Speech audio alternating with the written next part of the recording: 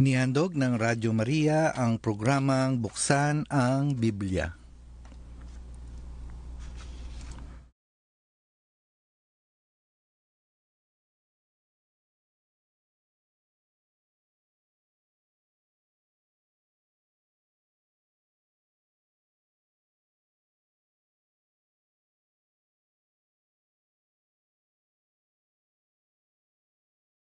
Ay patuloy na nakikinig dito po sa Radyo Maria, bringing Christ into your home, at kayo po ay inanyayahan na makibahagi sa ating programa. Pwede po ninyong ipadala ang inyong mga katanungan, padasal at pagbati sa ating text line na 0998-9802-664. O kaya dito po sa ating FB Live, pwede po kayo magpadala ng inyong po mga mensahe dito sa ating FB Live streaming. At sa ating pong email address na buksan ang Biblia @gmail.com. At atin na pong i-welcome ang ating program host na si Reverend Father Victor De Jesus ng Society of Jesus.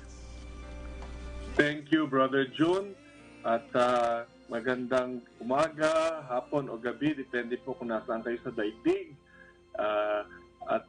Ito po ay si Father Vic De Jesus na humihingi ng paumanhin na matagal akong hindi nakapag-broadcast.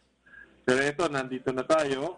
At dahil nga rin karoon ako ng difficulties, late ang pag-umpisa ng ating programa ngayon, kaya hindi ko na papahabain pa. Magsimula na po kaagad tayo, unang-una sa pamamagitan ng panalangin. Sa ngalan ng Ama at ng Anak at ng Espiritu Santo. Amen. O Diyos na bukal ng lahat ng biyaya at katotohanan, hinihiling namin po na sa pagbubukas ng Biblia ay buksan po ninyo ang aming isip upang aming ito'y maunawaan at buksan ang aming puso upang aming mahalin ang inyong salita at buksan din ang aming palad upang aming maisagawa at maibahagi sa iba ang mapanligtas na katotohanan ng inyong pinahayag sa pamamagitan ng banal na Biblia. Pinagdarasal po namin lahat ng mga tagapakinig dito sa Radyo Maria Philippines, bringing Christ to your home. Lahat po ng mga benefactors, mga donors, mga volunteers, mga listeners, at prayer partners. Nawa ang lahat ng may mga suliranin ay inyo pong kasihan ng liwanag ng Espiritu upang makahanap sila ng kalutasan. Nawa rin magkabalikan at magkasundo ang lahat ng mga may mag-asawa, mga mag-anak, at lahat po ng may mga krisis, pangkabuhayan, pangkalusugan, ay kasihan din po ng inyong biyaya. Lalo-lalo po ang mga may malulubang sakit. Pinagdarasal din po namin, lalong-lalo na ngayon, ang mga mamamayan ng Myanmar at sa Thailand po na talagang daming nawala ng buhay, binawi ang buhay dahil sa napakalakas na lindol. Panginoon, tulungan po ninyo sila, lahat ng mga relief workers at mga rescue workers na nagtatrabaho para mailigtas ang maliligtas. At lahat po ng aming panalangin ay sinasabay namin sa panalangin ay aming mahal na inang si Maria at sa ngalan ni Jesucristo na nabubuhay naghahari kasama niyo Ama at ng Espiritu Santo magpasawalang hanggan. Amen. Sa ngalan ng Ama at ng Anak at ng Espiritu Santo. Amen. Muli po, kayo po ay nakikinig sa Buksan ang Biblia. At tayo po ay patuloy na nag-aaral ng unang sinulat na ebanghelyo sa ating pong bagong tipan, ang ebanghelyo ni Marcos. At tayo po ngayon ay nasa patuloy na mag-aaral ng Mark chapter 7 na po. Ebanghelyo ni Marcos,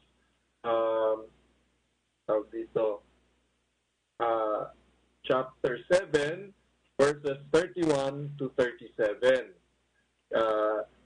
Ito po ang bahagi ng kabanata tungkol sa pagpapagaling sa taong bingi at pipi.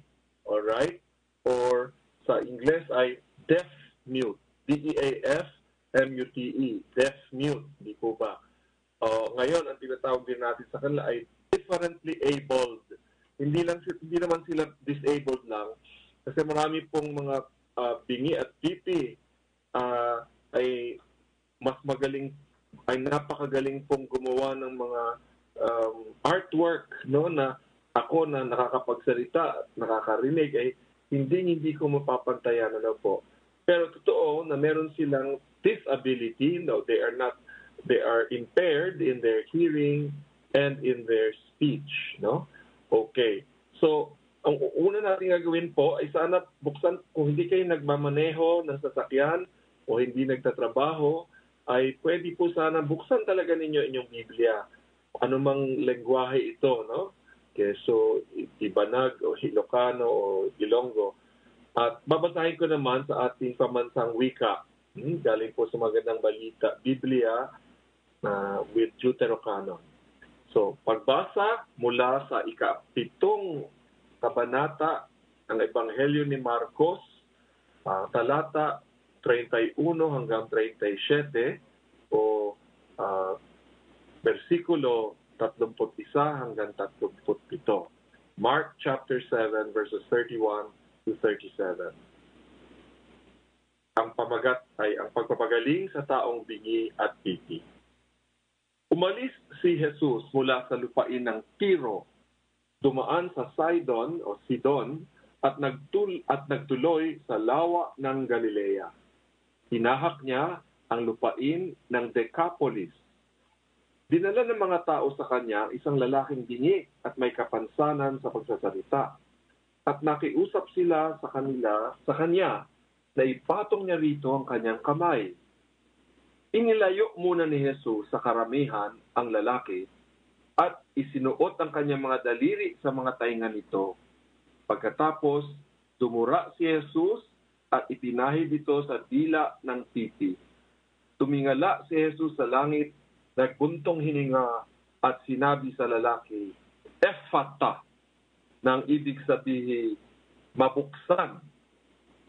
O kaya mabuksan ka, no?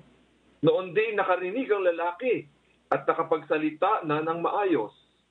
Sinabi ni Jesus sa mga tao na huwag ipamalita ito. Ngunit habang pinagbabawalan niya ang mga tao, ay lalo naman nila itong ipinamamalita. Buong paghangang sinasabi nila, napakahusay ng lahat ng kanyang ginagawa. Binibigyan niya ng pandinig ang mga bingi at pinapagsalita ang mga pipi. Ito ang Ebanghelyo ng Panginoon. Pinupuri ka namin, Panginoong Hesukristo. O mga giliw na tagapakinig, mga kalakbay sa Radyo Maria Philippines, kababasa lang natin itong chapter 7, 31 to 37, ang Ebanghelyo ni Marcos. No? Marami po tayong pwedeng sabihin dyan, pero unahin na muna natin ang ilang pagninilay, no? Una-una po, baka nagtataka tayo, bakit si Jesus ayaw niyang parang ipaalam ang kanyang mga pinagbabawalan niya ang mga tao na huwag ipangalat ang kanyang mga himala, no? Bakit? Kasi ganito po 'yan. Kahit alam ni Jesus na ang mga ulat o mga report ng mga himala at kahanghang mga pangyayari ay mag-aakay sa mga tao na isipin siya bilang isang manggagawa ng mga kababalaghan at ituring na ang kanyang kaharian ay isa na lamang makalupang paghahari, hindi niya mapaglabanan ang mga pakiusap ng mga nagdurusa. Kaya, syempre, pag may lumapit na bingi na, tapos pipi pa, gumagawa siya, pinapagaling niya. Pero nahalata po ninyo dito sa ating binasa, sa Mark chapter 7, 31 to 37, inilayo niya muna sa karamihan yung lalaking papagalingin niya. Gusto niya, parang wala masyadong hindi maging parang isang show, no? Isang palabas na ito ako ha, magaling ako yung nagpapagaling. Hindi po, no? Gusto niyang itago ng kaunti, no? At gusto kasi niya na mas maraming oras, gusto pa niya na bago parang ipasiwalat ang kanyang buong misteryo ng kanyang kung sino siya, no? Na siya ay kapantay ng Diyos Ama at lahat na yon. Gusto niya munang sana maipaliwanag pa ang kanyang vision, kumbinsihan ng mga tao na ang kaharian ng Diyos ay higit pa sa politika at ekonomiya, no? Na gusto niyang hipuin, kumbaga ang tawag doon, salingin ang puso ng mga tao at gusto niyang ibalik sila sa pakikipag-isa sa Panginoong Diyos, no? Kaya ang ginawa niya, sinubukan niyang pigilin sila sa para bang pagbo-broadcast ng kanyang mga himala. Ngunit hindi nagtagumpay ang kanyang mga pagsubok, no, na wag i-broadcast ang kanyang mga himala. Habang mas maraming narinig ang tungkol sa kanyang kamanghamanghang mga gawa, tila hindi nila naiintindihan ng mga ito, no? Ang mga himala ay sinadya ni Jesus, ang gusto niya, ang sadya niya ay upang maging mga palatandaan ito, pagpapatunay ng katotohanan ng kanyang mga tinuturo at mga paanyaya na magtiwala at sumunod sa kanya. Sa kasamaang palad, bagaman napakaraming tao ang handang pagalingin niya, kakaunti naman ang handang magdusa kasama niya, no? Na naging malinaw dun sa oras ng kanyang pagpapakasakit na, nung kanyang passion, di po ba yung passion ng ating Panginoong Jesus. Maraming gustong sumunod sa kanya, pero dahil nga meron silang makukuhang biyaya kay Jesus na milagro o gano'n, ano? Pero yung pagsunod at pagtiwala at pagsampalataya sa kanya, mahina wala. Kaunti lamang ang handang talagang sundan siya at pasanin ang kanilang krus. Okay? Samantala, gayunpaman, ang pagiging mamamayan ng kaharian ng Diyos ay nangangahulugan na makatamasa ng kanyang mga benepisyo, no, o mga grasya, at makakatamasa rin ng pamumuhay sa ilalim ng kanyang pamamahala, no? Ibig sabihin, yung bang pakikiayon ng ating mga pag-iisip, salita at gawa na iaayon sa pamantayan at halimbawa ng ating Panginoong Jesus, no? So, unfortunately po, madalas ay gusto lang ng mga tao na maranasan ang mga benepisyo o mga grasya na galing kay Jesus mula sa kanyang pagiging tagapagpagaling, mga magic, parang dating sa kanila ay magic na ang mga tinapay at ang isda ay dumami para maibahagi sa iba, hanggang dun lang sila. Pero kapag si Jesus naman ay humingi ng kanilang pagsampalataya, doon sa harap ni Pilato, imbes na sumigaw si Jesucristo, ang sinigaw nila na palalayain daw ay si Barabas, no? Okay, alam natin po 'yon, no? Kaya ngayon din, no, sa ating buhay, parang ginagawa din natin minsan yan. Pag nagbigay ng biyaya ang Panginoon, no, nagpupuri tayo, nagpapasalamat. Pero pag ang Panginoon naman ang humihingi sa atin, no, ay atras, no? At yun ay ikinalulungkot ng Panginoon, sigurado naman na puso ni Jesus. Pero walang nawawala sa Kanya. tayo ang nawawalan. No? Kapag hindi tayo sumunod kay Jesus sa kanyang tawag na maglingkod sa paghahari ng Diyos o sa kaharian ng Diyos. Okay. Hindi tayo dapat mawalan din naman ng pag-asa, no? Sa dito, sa kapangyarihan ng Panginoon, no? Wala namang kaluluwa na gano'n na lamang pagkasara, no, na hindi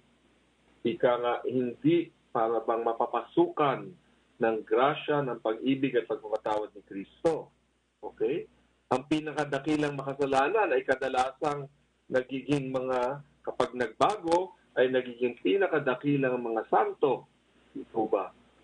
Okay? Bagamat ang tao ay tila bingi sa salita ng buhay, the word of life, no? At parang hindi makatugon sa mga paanyaya ng banal na espiritu, ay dapat hindi matinag, no, ang ating pagtitiwala sa Panginoon. Dahil ang Panginoon Jesus nga ay binibigyang pandinig ang mga bingi at ang mga pipi ay nakapagsasalita sa pamamagitan ng kanyang grasya. So sa ating buhay, tayo rin minsan nagtataka tayo na parang bakit ba hindi ako hindi lumalalim, hindi umuunlad ang aking buhay ugnayan sa Diyos, ay huwag tayong mag-atubiling humingi ng biyaya na, Panginoon, ako may pagkabingi rin ako sa iyong tawag at may pagkapipi ako imbis na ipahayag ko sa salita at sa gawa rin ang iyong mabuting balita, no, tungkol sa pagmamahal ng Ama na dapat kong ibahagi sa iba dahil nga ito'y binuhos na sa akin sa Panginoon Espiritu Santo. Pagalangin po ninyo ako, tulungan niyong mabuksan din ang aking bibig at ang aking pandinig at ang aking paggabingi ay inyo pong pagalingin. No? So, at lahat po tayo ay may pagkabingi at may pagkapipi sa harap ng Diyos. No? Pero wag tayong masidaan ng loob, humingi tayo ng kanyang pagpapagaling sa atin. So, ano pa? Ito pang ang kwento nga ng pagpapagaling doon sa bulag at pipi ay merong mga detalye na baka nagtataka tayo. Bakit po? Tingnan nyo. Pwede nating tanungin, bakit dito sa kwento, dito sa Mark chapter 7, 31 to 37, kailangan bang dumaan si Jesus o gumawa pa ng buong ritual na iyon na hinipo niya sa tainga at dila itong taong ito at nagsalita pa siya, Ephata, no? Yung utos na Ephata, be open, no? Alright? Ang sagot dyan, kailangan ba niyang gawin yon, yung ritual na yon, yung parang pagpapagaling na ginawa niya dito sa deaf mute, dito sa pipi at bingi, ay meron pa siyang, di ba, tumura pa siya, at gano'n, no? Kailangan ba niyang gawin yon? Tiyak na hindi. Kasi higit sa isang beses nagsagawa ng mga himala si Jesus na wala anumang nakikitang parang pakikipag-ugnayan, no? Dun sa pinapagaling. Minsan nga, mula sa malayo, no? Sinabihan lang niya yung opisyal ng sa Capernaum. Sabi niya, magaling na ang iyong anak. Pero hindi niya nilapitan yung anak, no? Tapos umuwi yung opisyal, yung sinalubong siya ng kanyang mga alipin, tapos sinabi, magaling na po inyong anak. Tapos tinanong niya, kailan? Kailan gumaling? Yung mga alauna ng hapon. At natandaan niya, yun ang panahon na sinabi ni Jesus na magaling na ang iyong anak. Ano po? So, in other words, he was able to heal from afar without even touching a person, no? Okay? So, bakit? Bakit dito sa pagkakataong ito ay ginawa niya yon? Well, ang una kong sagot, gusto niya . Ang ikalawang sagot doon, siguro gusto niyang matulungan ang mamang ito na sa pamamagitan nga ng mga kumbaga ay simbolikong mga kilos o gesture po ba, no? Ano ba ang gesture sa English, sa Tagalog? Tawag dito gesture, kilos, no? Sa pamamagitan ng simbolikong mga kilos at nakikita mga palatandaan, no? Okay? In other words, through symbolic gestures and visible signs po, no? Gusto niyang tulungan itong mama na ito na tanggapin ang makapangyarihan, ang mapagpagaling na kapangyarihan ng Diyos, no? The healing power of God. No? So, hanggang ngayon po, ang Panginoon, ngayon sa ating panahon, gumagamit din ang Panginoon ng ganitong tactic sa kanyang ministeryo o paglilingkod sa loob ng simbahan. Paano po? Ang mga sakramento. No? Ang mga sakramento at yung iba pa nating ginagawa sa mga ministry ng simbahan ay mga yung bagang talagang na tangible ang gusto kong sabihin sa English, sa Tagalog tangible, ibig sabihin nun, ay hipo, talagang nararanasan natin, no? Alam po ninyo yung Latin na noli me tangere ni Rizal, sabihin, do not touch me. So tangere has to do with touching, no? So tangible, yung tangible expressions, no? Parang paraan para talagang maramdaman ng tao na gawa naman din sa laman at espiritu, no?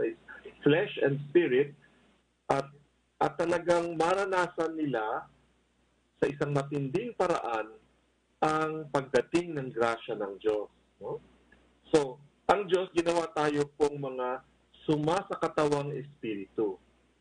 Memorize po dan. Tayo po ay mga embodied spirits. No, hindi po hiwala yung ating body at spirit.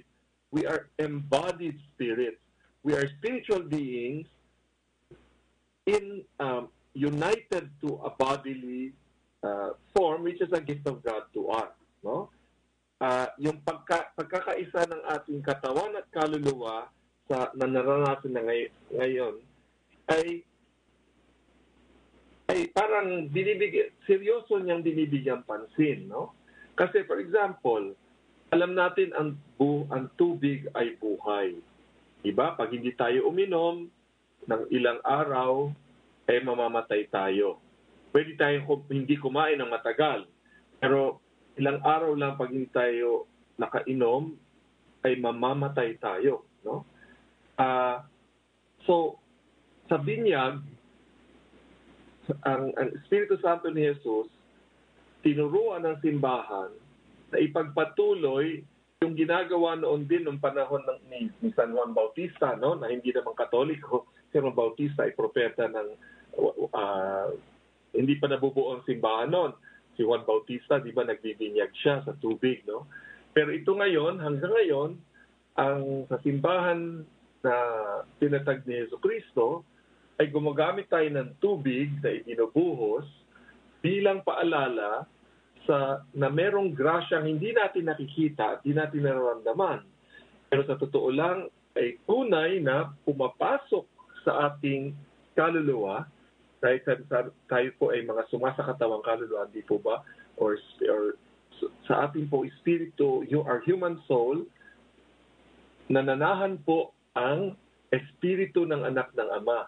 Di po ba? Pag tayo bininyagan, the Holy Spirit enters and makes us temples of the Spirit. Di po ba?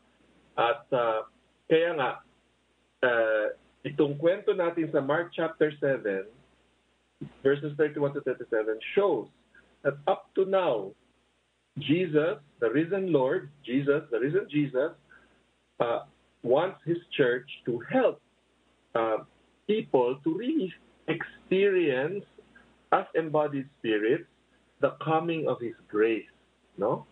Lalong-lalo na yung sakramento ng may sakit, no? Ngayon, sa pamamagitan ng panalangin ng sambayanan at ng pari o obispo na nagpapahid ng langis, ay pinadarama ni Jesus na muling nabuhay ang kanyang presensya, ang kanyang ang kanyang biyaya na nagpapalakas ng loob, unang-una ng may sakit.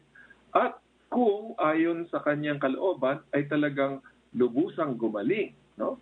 Pero ang mahalaga doon na hindi rin nakikita kapag tayo ay pinahiran ng lana o ng langis para sa may sakit ng binasbasa ng obispo, no? Pag Christian Mass, no, sa Holy Tuesday or Holy Thursday, tayo po ay napapatawad ang ating mga kasalanan, no? Pinapatawad tayo ng Panginoong Jesus sa pamamagitan ng kanyang katawan. Ano ba ang katawan ni Jesus ngayon? The mystical body, katawang mystical, ay ang simbahan, no? Tayo, no? Ang mga Kristiyanong sumasampalataya, tayo ngayon, kasama ang ating mga pastol, ang mga obispo at ang mga pari at diakono, tayo ang katawan ni Kristo. At ngayon, pag may sakit, lumalapit ang Panginoong Jesus na muling nabuhay sa pamamagitan natin sa mga may sakit, no? Kaya, in other words, for this particular healing event dito po sa Mark chapter 7, 31 to 37, pinapakita ni Jesus na minsan talagang mahalagang merong nahihip, parang nararamdaman talaga sa katawan ng tao ang kanyang mapagpagaling na grasya, no? May mga tao na gumaling dahil lumapit sila kay Jesus. Kaparis ng babaeng dinudugo, tatanda po ba ninyo yon? Sinasabi ng babaeng dinudugo, naku, mahipo ko lang ang laylayan ng damit niya. Hindi damit, yun lang nga tassels, kung tawagin, ay gagaling na ako. At gumaling nga siya, no? Pero meron naman, si Jesus ang lumalapit sa may sakit. Kunwari, yung anak ni Jairus, o Jairo sa Jairo. Si Jesus ay pumunta doon sa anak ni Jairus na patay na, pero lumapit si Jesus, hinawakan ng babae, sabi, "Talita kum, little girl, rise." So, bumangon ka, iha. Nene, bumangon ka, no? So ayun, si Jesus mismo lumapit, no? Pero ngayon, sa panahon natin, sa 21st century, ang Panginoon ay patuloy pang nagpapagaling sa pamamagitan nga ng sakramento, no? Pero ngayon, dumarating siya, hindi siya lang, kundi sa misteryo ng simbahan. Ang simbahan or church is the body of Christ. Di po ba? Sinabi yan ni San Pablo, no? At ngayon, imbes na si Jesus ang humipo, tayo, no? Ang pari na siyang hinirang ng obispo, at ang obispo pwede pong langisan ng oleo infirmorum, kumbaga sa Latin ang tawag na the oil of the sick, para sa mga may sakit, no? So, dapat tayo magpasalamat sa Panginoon kasi parang napakaganda ng kanyang parang konsiderasyon niya sa atin, no?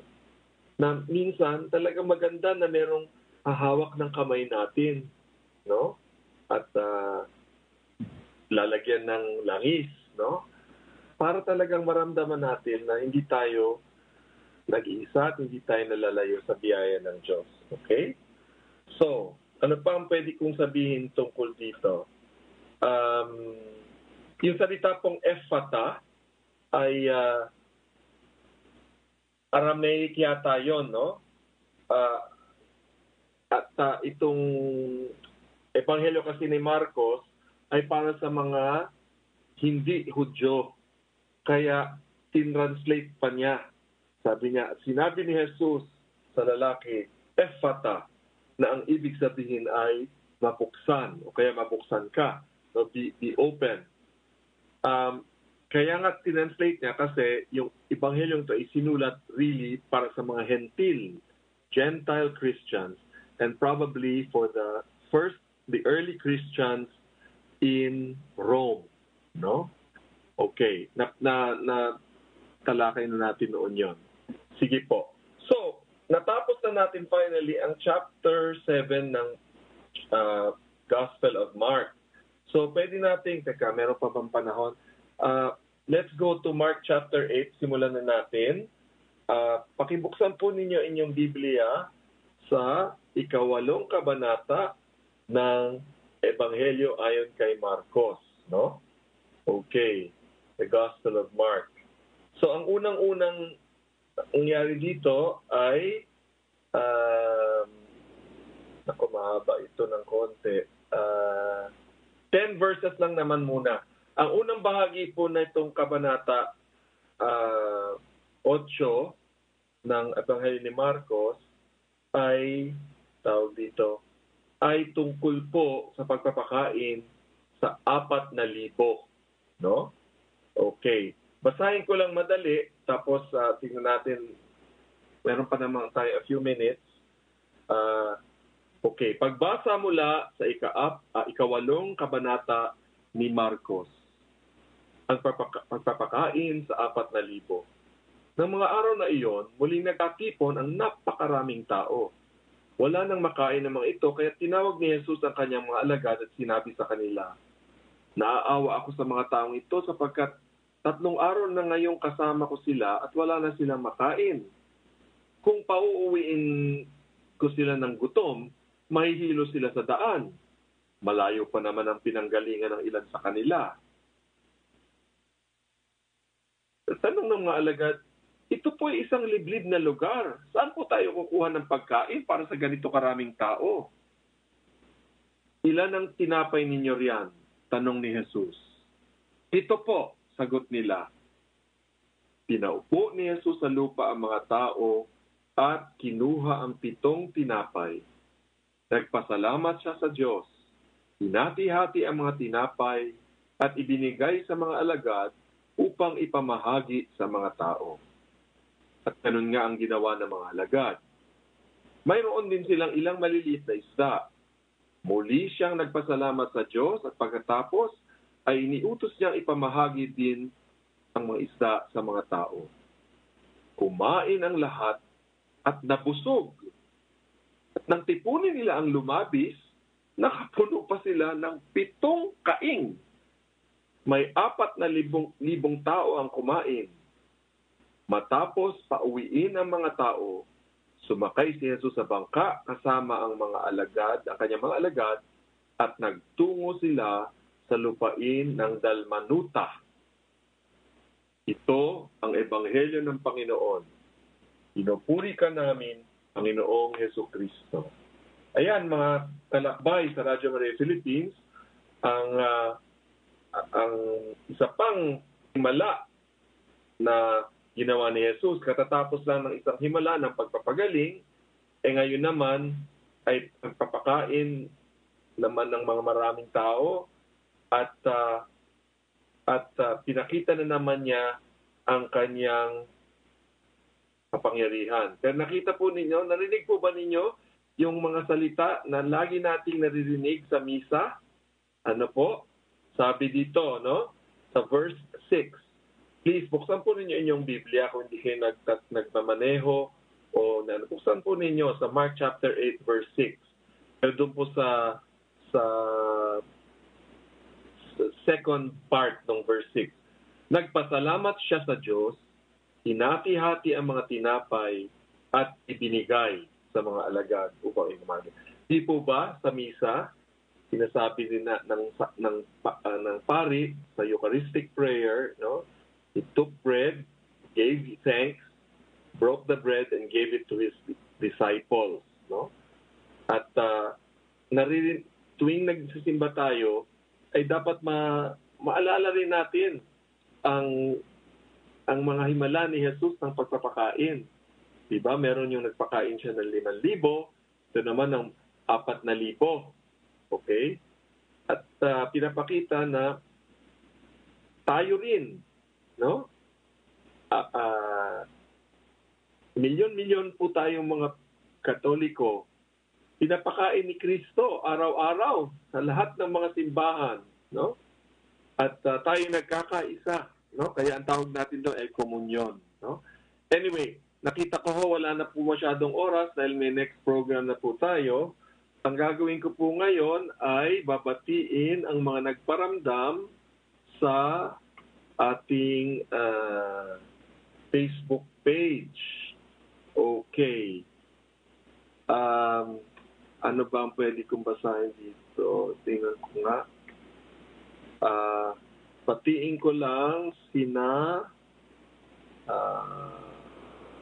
teka. Hindi ko makita ang... Brother June, nakikita mo ba ang mga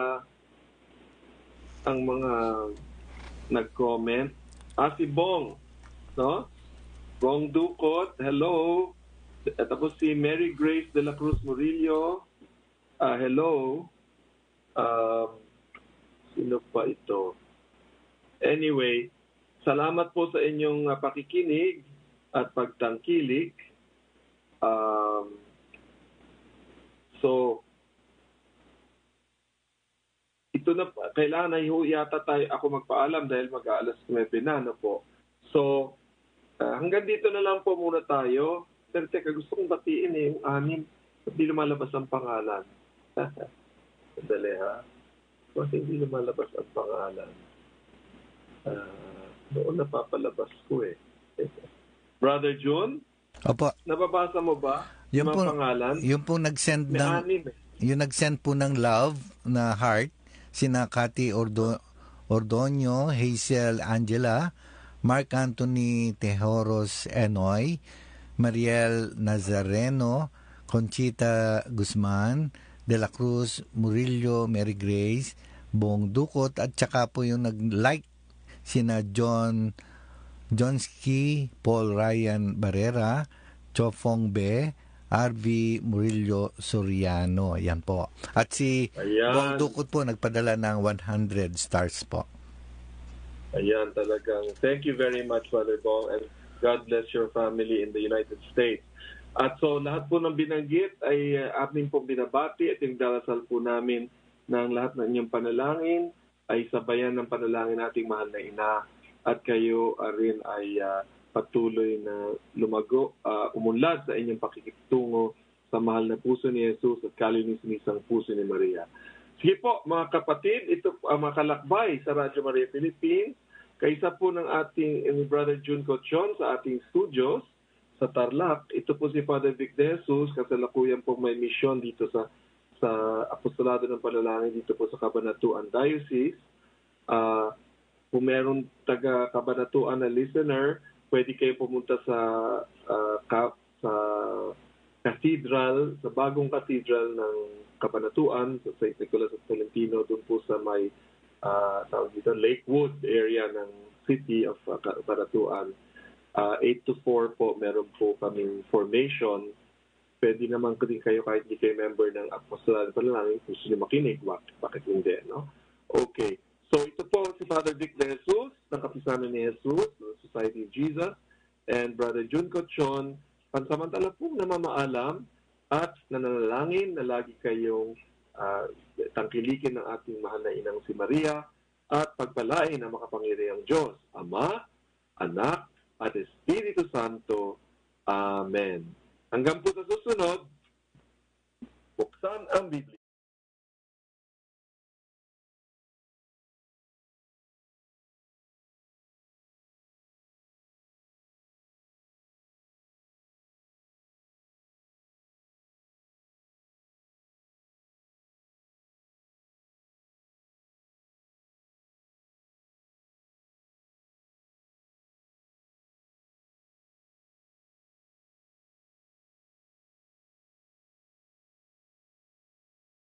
Would you put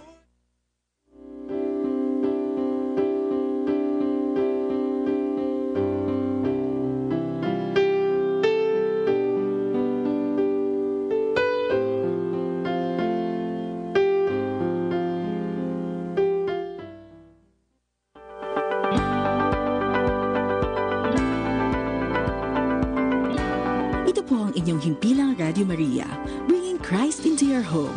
Ang Radio Maria ay sumasahimpapawid sa 99.7 FM Tarlac, 101.5 FM Cagayan, 102.1